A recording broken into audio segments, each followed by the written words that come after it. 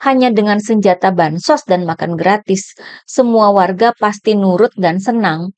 Lalu hanya dengan melihat tingkat kekenyangan warga terima bansos dan makan gratis, para investor menganggap kondisi negara ini baik-baik saja gitu.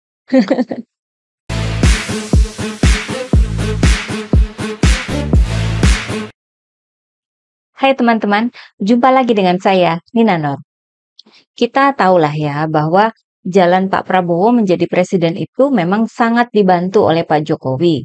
Dan ini memang sudah diakui oleh Pak Prabowo berkali-kali kan. Juga mengakui bahwa beliau itu sudah dipersiapkan oleh Pak Jokowi untuk jadi presiden. Ini juga diakui secara blak-blakan ya. Padahal pengakuan seperti ini juga mengandung arti negatif ya. Menjadi sebuah pertanyaan besar.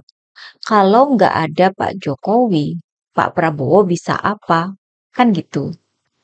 Menteri-menteri dan para pejabat yang membantu presiden juga kan kebanyakan orang-orang dari circle-nya Pak Jokowi. Lalu di pilkada ada banyak pasangan calon kepala daerah yang di-endorse oleh Pak Jokowi. Dan kemudian ada juga yang di-endorse oleh Presiden Prabowo. Lawang wakil presidennya aja kan anaknya Pak Jokowi kan. Dalam video saya sebelumnya saya pernah bilang bahwa Pak Prabowo sedang menikmati enaknya jadi presiden. Gimana nggak enak kan? Mayoritas kebijakan dan program pemerintah itu kan sekedar meneruskan dari presiden sebelumnya. Yang digeber oleh Pak Prabowo sebagai programnya sendiri kan makan gratis itu ya. Dan kemudian Danantara, di mana yang ngurusin ya orang-orangnya itu-itu juga. Dari circle-nya Pak Jokowi. Hasil efisiensi, potong anggaran di sana-sini, ujung-ujungnya disetor buat Danantara. Pokoknya andalan Pak Prabowo ya Pak Jokowi. Urusan ekonomi dan keuangan yang ngurusin ya tetap kan ada Bu Sri Mulyani dan Pak Luhut. Menteri-menteri walaupun sudah terbukti nggak kompeten seperti Bahlil ya, tetap saja dipertahankan. Dan saya kira ini juga masih ada hubungannya dengan Pak Jokowi. Urusan tenaga kerja ada Noel kan di sana ya. Segalanya seakan bisa dikendalikan hanya dengan mengandalkan Pak Jokowi. Bahasa marketingnya ada keberlanjutan, ada kesinambungan dengan pemerintah sebelumnya. Bedanya kabinetnya aja yang tambah gemuk, ya kan? Sementara Pak Prabowo sering kunjungan kerja ke luar negeri kan ya? Yaitu sedang menikmati enaknya jadi presiden. Walaupun ada demo-demo besar, namun selama ini kayaknya Pak Prabowo nggak terganggu kan? Serahkan saja sama anak buah, beres. Lagian yang demo hanya segelintir jika dibandingkan dengan jumlah total penduduk Indonesia. Terasa kayak dicubit pun enggak gitu kan? Entah memang nggak menyadari atau memang sudah sangat yakin bahwa semua unsur di negara ini sudah kepegang hanya dengan mengandalkan Pak Jokowi. Pak Prabowo seakan tidak peduli dengan pasar. Padahal yang namanya pasar itu sangat peduli sama pemerintah. Kita bicara soal pasar tempatnya para investor ya. Pasar itu sangat sensitif. Dan akhirnya pasar pun berhasil membuat Presiden kaget ketika IHSG ambrol minggu lalu ya. Sementara di negara-negara Asia lainnya itu bursa saham malah lagi menguat atau lagi bagus. Bahwa hanya bursa saham di Indonesia yang anjlok ketika di negara-negara Asia lain pada bagus. Ini perlu digarisbawahi ya. Artinya ada yang salah di sini. Apalagi dalam rekam jejaknya Pak Prabowo sudah pernah bilang bahwa beliau nggak peduli soal IHSG anjlok. Karena yang terdampak hanya para pemain di bursa saham. Rakyat di desa-desa nggak punya saham katanya. Itu diucapkan pada bulan Desember tahun lalu. Mungkin waktu itu masih sangat menikmati enaknya jadi presiden ya. Jadi ngomongin soal sensitif, seperti bursa saham dengan santai saja. Lupa kalau dirinya sudah jadi presiden. Ya beda dong kan. Misalnya kayak saya atau teman-teman, kita ngomong nggak peduli IHSG anjlok. Para investor juga nggak peduli sama kita. Tapi ketika seorang presiden negara yang luas dan besar, serta dengan jumlah penduduk lebih dari 280 juta yang ngomong, ya beda dong. Besar itu dampaknya bagi para investor. Presidennya aja nggak peduli. Lalu dari mana mereka dapat jaminan bahwa investasi mereka itu bakal secure, bakal bagus dan berkembang di Indonesia? Kan jadi begitu pertanyaannya. Kemudian ada lagi faktor lain yang juga sedang diawasi oleh para pelaku pasar.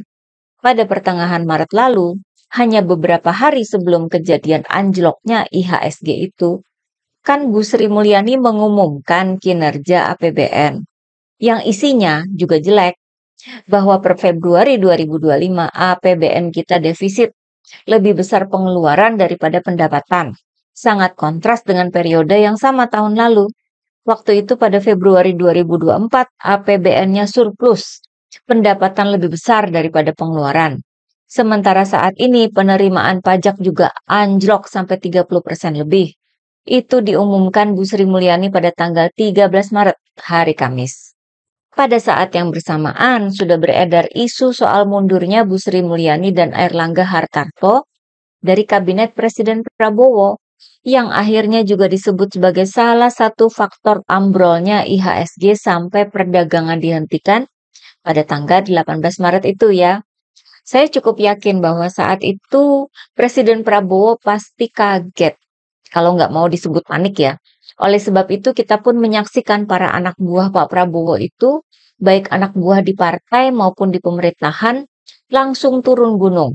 Sufmi Dasko bawa rombongan anggota DPR langsung ke gedungnya Bursa Efek Indonesia. Lalu hari itu juga sorenya Menko Bidang Perekonomian Airlangga Hartarto dipanggil ke istana untuk bertemu dengan Presiden. Sore itu juga dalam konferensi pers oleh Kementerian Keuangan, Ibu Sri Mulyani menegaskan bahwa beliau sampai sekarang itu tetap fokus menjalankan tugas, nggak mundur katanya. Besoknya, tanggal 19, masih ada beberapa upaya pemerintah untuk meredam dampak buruk anjloknya IHSG. Misalnya dari Ketua Dewan Ekonomi Nasional, Pak Luhut ya, ada pernyataan soal dampak positif luar biasa program makan bergizi gratis terhadap pertumbuhan ekonomi. Lalu wakilnya di Dewan Ekonomi Nasional, Ibu Mari Elka Pangestu, juga mencoba menjelaskan penyebab ambrolnya IHSG. Dijelasin panjang lebar gitu ya. Yang menarik sih bukan apa yang mereka sampaikan ya, namun begitu banyak orang atau pejabat yang dikerahkan untuk meredam soal anjloknya IHSG ini, yang tentu saja tidak berhasil menyaingi pemberitaan media asing. Karena logikanya kan para investor asing tentunya lebih percaya pemberitaan media asing ya ketimbang apa yang disampaikan oleh para pejabat itu. Apa kata media asing soal anjloknya IHSG? Saya kutip dari kompas.com ya. Beberapa faktor disebut oleh beberapa media asing sebagai penyebabnya.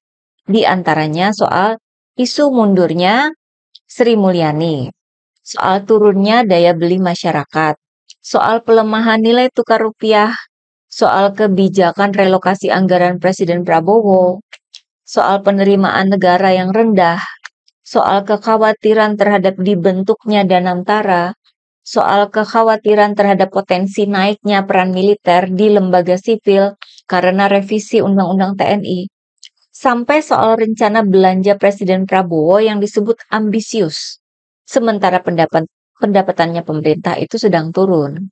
Bahkan soal IKN juga disebut bikin para investor khawatir, sehingga bikin IHSG anjlok. Intinya, faktor dalam negeri disebut sebagai menjadi faktor utama anjloknya IHSG. Artinya para investor itu memang mengawasi situasi dan kondisi negara kita. Mereka bukan tipe orang yang terima apa adanya, apa kata pemerintah.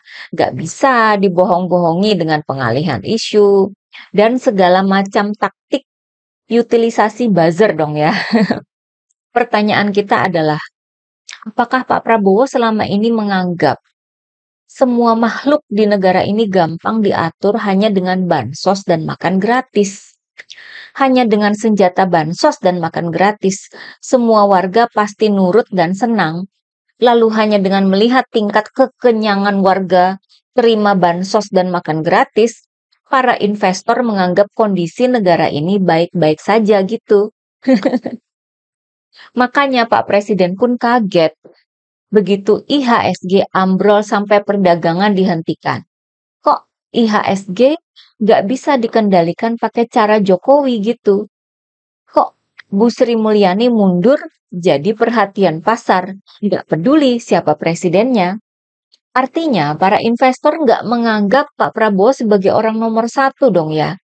Nah, baru pada hari itu Pak Prabowo merasakan sulitnya jadi presiden, sehingga sampai banyak anak buah dikerahkan untuk mengembalikan kepercayaan pasar. Namun saya kira Pak Prabowo ini masih saja menganggap gampang atau menggampangkan atau meremehkan urusan pasar saham ini.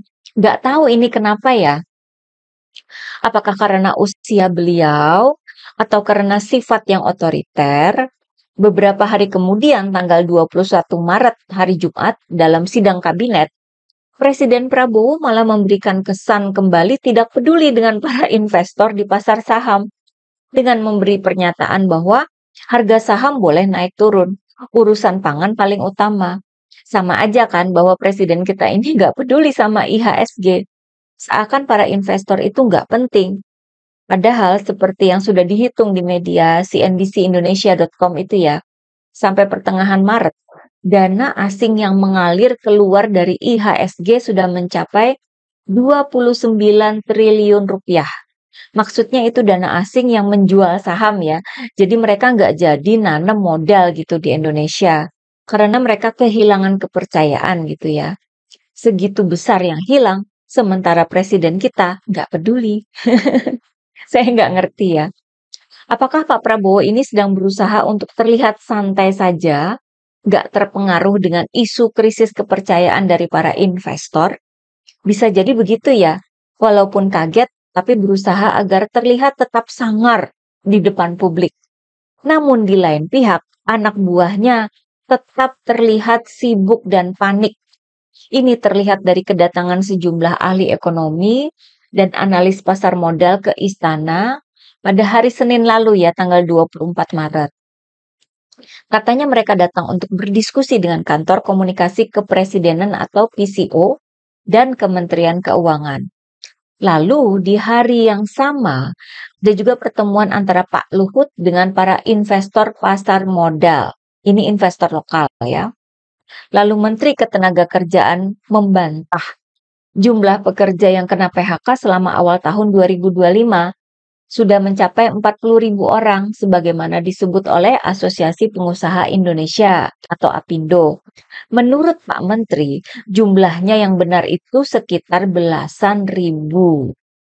Lalu ada juga bantahan dari juru bicara PCO ya, bahwa katanya IHSG itu anjlok bukan karena investor nggak percaya sama Presiden Prabowo, tapi karena di seluruh dunia para investor memang lagi melepas saham buat beralih ke jenis investasi yang lebih aman seperti emas. Kemudian Bank Indonesia juga mengeluarkan pernyataan bahwa pelemahan rupiah tidak menandakan bahwa Indonesia jatuh ke dalam krisis seperti tahun 1998. Ini semua kayak gerakan cuci-cuci ya, busanya itu sampai meluber ke Kali Ciliwung. Sementara Pak Prabowo sendiri kembali ke selera asal, yakni memperlihatkan keakraban dengan Pak Jokowi. Ketika mereka buka puasa bareng di istana hari Rabu malam kemarin ya. Ketika anak buahnya kelihatan sibuk dan panik cuci-cuci kesalahan, maka momen keakraban dengan Pak Jokowi ini jika dibaca malah jadi sebuah upaya Pak Prabowo mencari perlindungan di balik sosok Jokowi. Berlindung dari krisis kepercayaan para investor. Maksudnya, agar para investor jadi percaya sama pemerintah. Maka dikeluarkan momen ini. Bahwa Pak Prabowo ini akrab nih ya sama Presiden 2 periode sebelumnya, Pak Jokowi. Ada kedekatan khusus. Sehingga para investor sebaiknya percaya bahwa kinerja Presiden sekarang itu pasti bagus. Kayak Presiden sebelumnya. Bisa jadi ya maksudnya itu begitu. Namun bisa jadi pula para investor asing membaca momen itu dengan pemahaman yang berbeda. Justru para investor bakal makin yakin bahwa Pak Prabowo seakan jadi presiden boneka saja, nggak bisa mandiri tanpa Pak Jokowi. Padahal sudah jelas dengan kejadian di IHSG waktu itu, pasar ambruk karena sulit percaya dengan kinerja pemerintah. Lah kok malah disuguhi dengan momen yang memperlihatkan besarnya ketergantungan Presiden Prabowo sama Pak Jokowi. Gimana bisa dipercaya sama para investor kalau nggak bisa jadi presiden yang mandiri? Apa-apa tergantung sama Jokowi. Padahal pasar saham jelas-jelas di luar kendali Jokowi. Ya kan? Buktinya yang diperhatikan pasar kan isu mundurnya Sri Mulyani, bukan Jokowi. Oke, bagaimana pendapat teman-teman? Itulah kura-kura.